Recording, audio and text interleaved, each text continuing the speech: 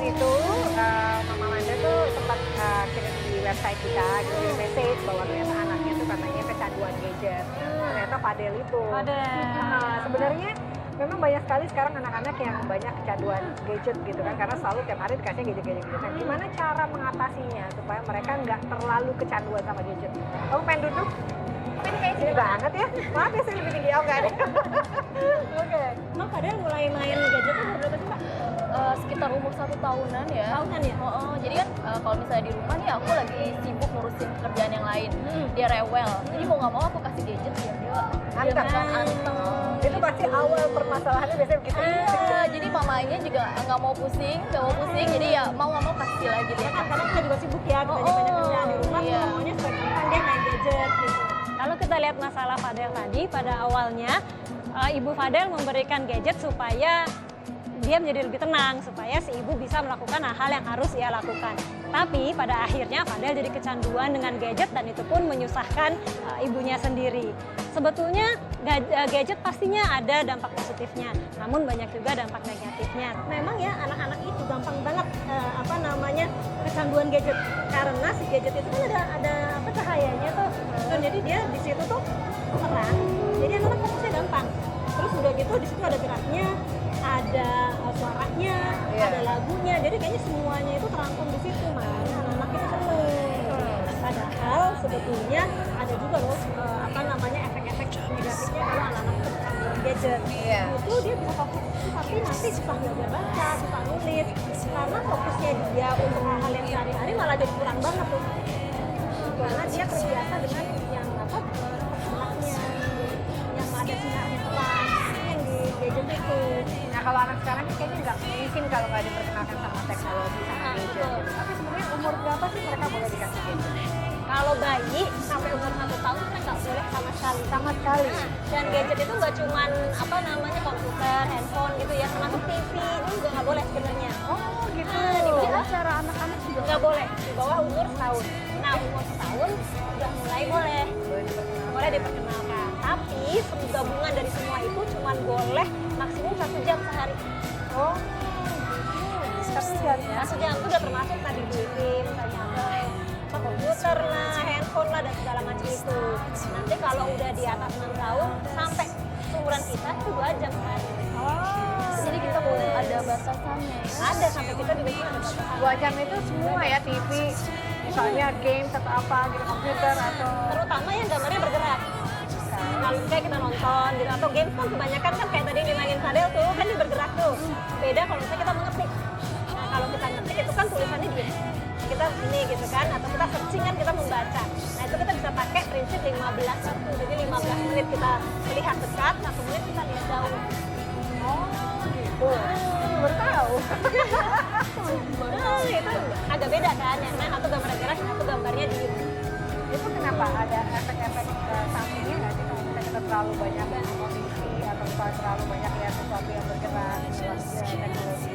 Karena kalau misalnya kita lihat layar nih gitu ya, terus dia gambarnya bergerak, biasanya kan mata kita diem kan, lihat situ aja gitu, terus ini jadi mata kita tuh akan sulit untuk membaca, karena waktu saat membaca tulisannya diem, mata kita yang harus bergerak dari kiri ke kanan.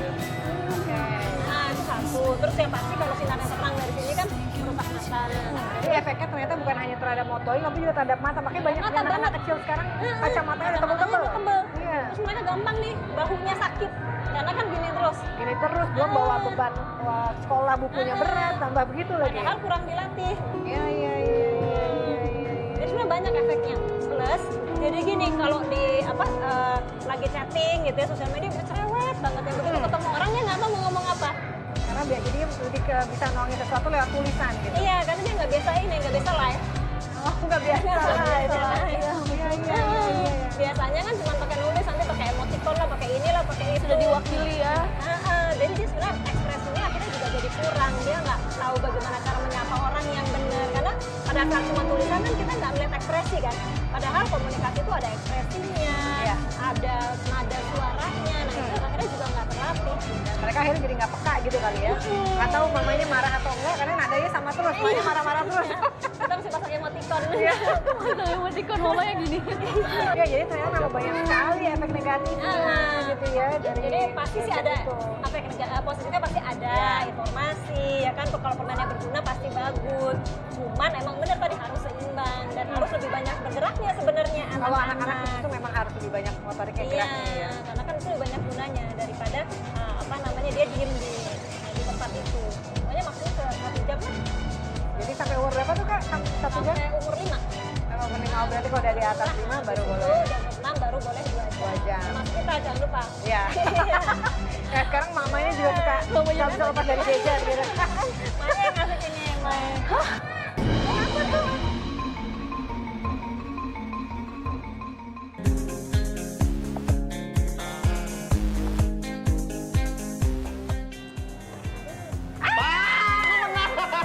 Satu, dua, tiga, empat.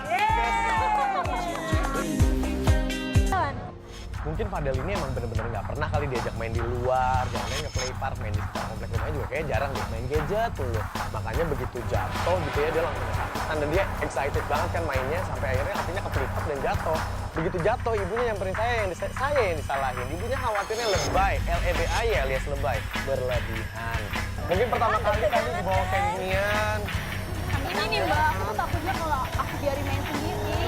Atau kayak gini, aku khawatirnya kayak gini kejadiannya. Mungkin karena dia anak satu-satunya kali ya, jadi aku sedikit overprotect ke dianya. Nah kan kalau saya di tempat kayak gini, udah biasanya udah lebih aman ya. Sini, dibawa sini. Di situ banyak orang yang masih main, banyak adik-adik yang masih main. Di sini dirinya, di sini. Sakit banget. Udah, bentar lagi sembuhkan jagoan, oke? Iya, anak laki-laki harus kuat deh. Udah deh. Dan kamu duduk aja dulu sayang nggak apa-apa. Nah, duduk dulu. Nyender. Saya nggak apa-apa gitu.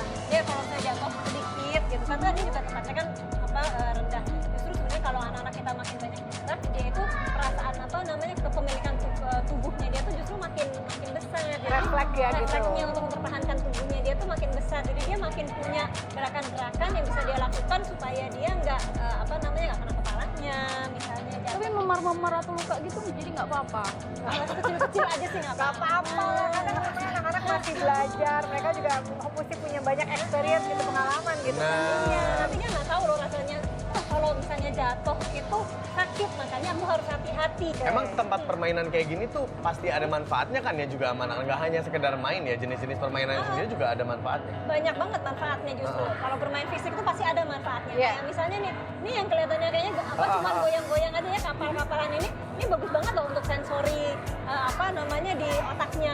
Karena kalau misalnya kayak bayi itu suka diayun-ayun, Iya. nah itu iya, tuh benar. bagus tuh untuk menenangkan, untuk membuat dia balance. Iya. Atau misalnya kayak tadi yang saya lihat tuh yang muter-muter tuh di sini. Nah, itu juga bagus tuh untuk melatih keseimbangannya. Ada juga misalnya ini seluncuran yang bikin dia bisa mengerti dari atas turun ya ke bawah. Jadi dia ngerti tuh rasanya meluncur. Dia punya antisipasi gimana caranya supaya waktu dia meluncur badannya nggak Iya, goyang-goyang. nyari keseimbangannya gitu ya. Keseimbangannya tuh nggak ngundung gitu. Jadi banyak banget.